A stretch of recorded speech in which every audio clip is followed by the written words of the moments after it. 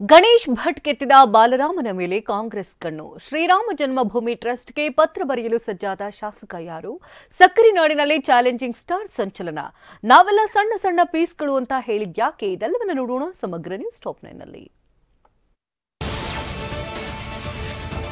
ರಾಮನಗರದಲ್ಲಿ ರಾಮ ಮಂದಿರ ವಿಚಾರ ತೀವ್ರತೆ ಪಡೆದುಕೊಂಡಿದೆ. ಕಾಂಗ್ರೆಸ್ ಶಾಸಕ ಇಕ್ಬಾಲ್ ಹುಸೇನ್ ಮತ್ತೆ ರಾಮನ ಜಪ ಮಾಡಿದ್ದಾರೆ. ಉತ್ತರ ಪ್ರದೇಶದ ಅಯೋಧ್ಯೆಯಲ್ಲಿ ಶಿಲ್ಪಿಗಳು 3 ವಿಗ್ರಹ ಕೆತ್ತಿದ್ದಾರೆ.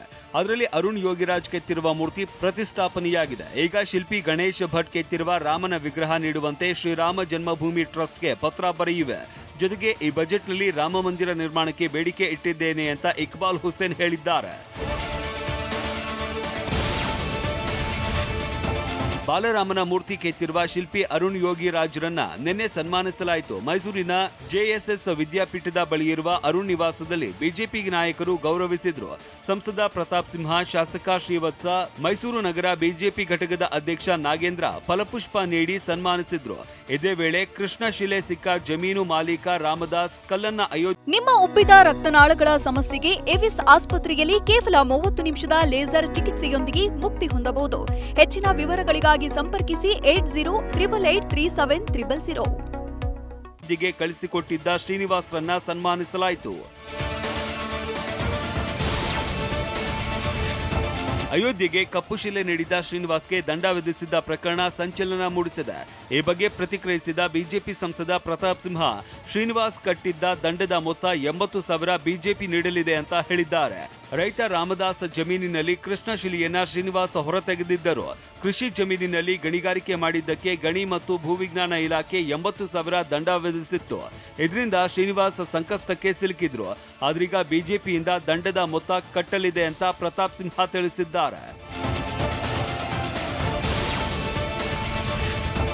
ಮೇಕೆದಾಟು ವಿಚಾರವಾಗಿ ಪಕ್ಷದಲ್ಲಿ ಎಲ್ಲಾ ಪ್ರಕ್ರಿಯೆಗಳು ನಡೀತಾ ಇದೆ. ನಮಗೆ ನಮ್ಮ ಹಕ್ಕು ಸಿಗಲಿದೆ ಅಂತ ಡಿಸಿಎಂ ಡಿಕೆ ಶಿವಕುಮಾರ್ ಭರವಸೆ ವ್ಯಕ್ತಪಡಿಸಿದ್ದಾರೆ. ಬೆಂಗಳೂರು ಗ್ರಾಮಾಂತರ ಜಿಲ್ಲೆ ಆನೇಕಲ್ ಪಟ್ಟಣದಲ್ಲಿ ಮಾತನಾಡಿದ ಡಿಸಿಎಂ, ಮ್ಯಾನೇಜ್ಮೆಂಟ್ ಅಥಾರಿಟಿಯವರು ದಿನಾಂಕ ಕೊಟ್ಟಿದ್ದಾರೆ. ನಮ್ಮ ಪಕ್ಷದವರು ಎಲ್ಲಾ ರೀತಿಯ ಸಿದ್ಧತೆ ಮಾಡಿಕೊಂಡಿದ್ದೇವೆ. ಅರಣ್ಯ ಇಲಾಖೆ ಭೂಮಿ ಹಸ್ತಾಂತರ ಮಾಡೋದಕ್ಕೆ ಸೂಚಿಸಿದ್ದೇವೆ. ರೆವಿನ್ಯೂ ಜಮೀನಿನ ಬದಲಾಗಿ ಬೇರೆ ಜಾಗ ನೀಡೋದಕ್ಕೆ ಸಿದ್ಧತೆ ಆಗ್ತಾ ಇದೆ. ಯೋಜನೆ ಆದರೆ ರೈತರಿಗೆ, ನಗರದ ಜನರಿಗೆ ಅನುಕೂಲವಾಗಲಿದೆ ಅಂತಂದ್ರು. ಬಜೆಟ್ ಬಳಿಕ ರಾಜ್ಯದಲ್ಲಿನ ಗಣಿ ಪ್ರದೇಶಗಳ ನಿರ್ವಹಣೆ ಬಗ್ಗೆ ಚಿಂತನೆ ಮಾಡಲಾಗುವುದು ಅಂತ ಗಣಿ ಸಚಿವ ಎಸ್ಎಸ್ ಮಲ್ಲಿಕಾರ್ಜುನ ಹೇಳಿದ್ದಾರೆ. ದಾವಣಗೆರೆಯಲ್ಲಿ ಮಾತನಾಡಿದ ಸಚಿವರು, ಗಣಿ ವಿಚಾರದ ಸಮಸ್ಯೆಗಳಿಗೆ ಬಹುತೇಕ ಪರಿಹಾರ ಕಂಡುಕೊಳ್ಳಲಾಗಿದೆ. ಗಣಿಯಿಂದ ಸರ್ಕಾರಕ್ಕೆ ಸಾವಿರಾರು ಕೋಟಿ ಆದಾಯ ಬರ್ತಾ ಇದೆ. ಬಹುತೇಕ ವ್ಯವಹಾರ ಕಂಪ್ಯೂಟರೀಕರಣ ಮಾಡಲಾಗುವುದು. ಸಮಸ್ಯೆಗೆ ಸ್ಪಂದನೆ ಸಿಗಲಿದೆ ಅಂತಂದ್ರು. ಶಿವರಾಮ ಕಾರಂತ ಬಡಾವಣೆ ನಿವೇಶನ ಹಂಚಿಕೆ ವಿಚಾರಕ್ಕೆ ಟ್ವಿಸ್ಟ್ ಸಿಕ್ಕಿದೆ. ಉಸ್ತುವಾರಿ ಸಮಿತಿ ಕಾರ್ಯವ್ಯಾಪ್ತಿ ಮುಕ್ತಾಯಗೊಂಡಿದ್ದು, ಅವಧಿ ವಿಸ್ತರಿಸದಂತೆ ಸಮಿತಿ ಅಧ್ಯಕ್ಷ ನ್ಯಾಯಮೂರ್ತಿ ಎವಿ ಚಂದ್ರಶೇಖರ್ ಶಿಫಾರಸು ಮಾಡಿದ್ದಾರೆ.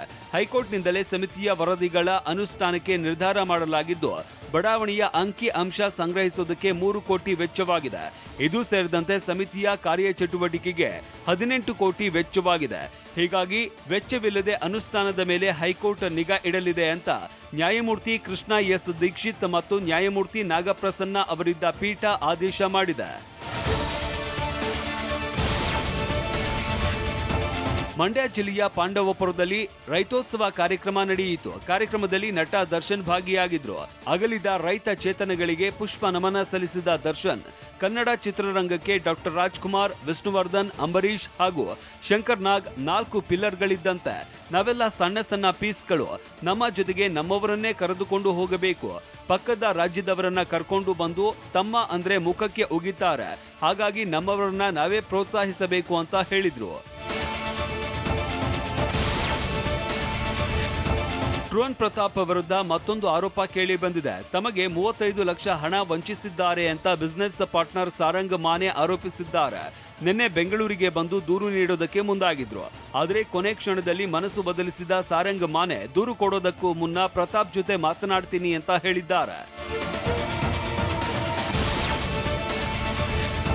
ಹುಬ್ಬಳ್ಳಿಯ ಇಂದಿರಾ ಗ್ಲಾಸ್ ಹೌಸ್ನಲ್ಲಿ ನಿನ್ನೆ ಫಲಪುಷ್ಪ ಪ್ರದರ್ಶನಕ್ಕೆ ಚಾಲನೆ ನೀಡಲಾಯಿತು. ಧಾರವಾಡ ಜಿಲ್ಲಾ ಉಸ್ತುವಾರಿ ಸಚಿವ ಸಂತೋಷ್ ಲಾಡ್ ಚಾಲನೆ ನೀಡಿದ್ರು. ಈ ಫ್ಲವರ್ ಶೋನಲ್ಲಿ ಸಿರಿಧಾನ್ಯಗಳಲ್ಲಿ ಅರಳಿದ ಬಸವೇಶ್ವರ ಮೂರ್ತಿ, ಶಾವಿಗೆಯಲ್ಲಿ ಅರಳಿದ ಸಿದ್ದೇಶ್ವರ ಸ್ವಾಮೀಜಿಗಳ ಮೂರ್ತಿ ಗಮನ ಸೆಳೀತಾ ಇದೆ. ಜೊತೆಗೆ ವಿವಿಧ ಹಣ್ಣುಗಳಲ್ಲಿ ಗಣ್ಯರ ಕಲಾಕೃತಿ ಅರಳಿ ನಿಂತಿದೆ. ಜೊತೆಗೆ ಮೀನುಗಾರಿಕೆ ಇಲಾಖೆಯಿಂದ ವೈವಿಧ್ಯಮಯ ಮೀನು ತಳಿಗಳ ಪ್ರದರ್ಶನ ಮಾಡಲಾಯಿತು. ಈ ಫ್ಲವರ್ ಶೋ 3 ದಿನಗಳ ಕಾಲ ನಡೆಯಲಿದೆ.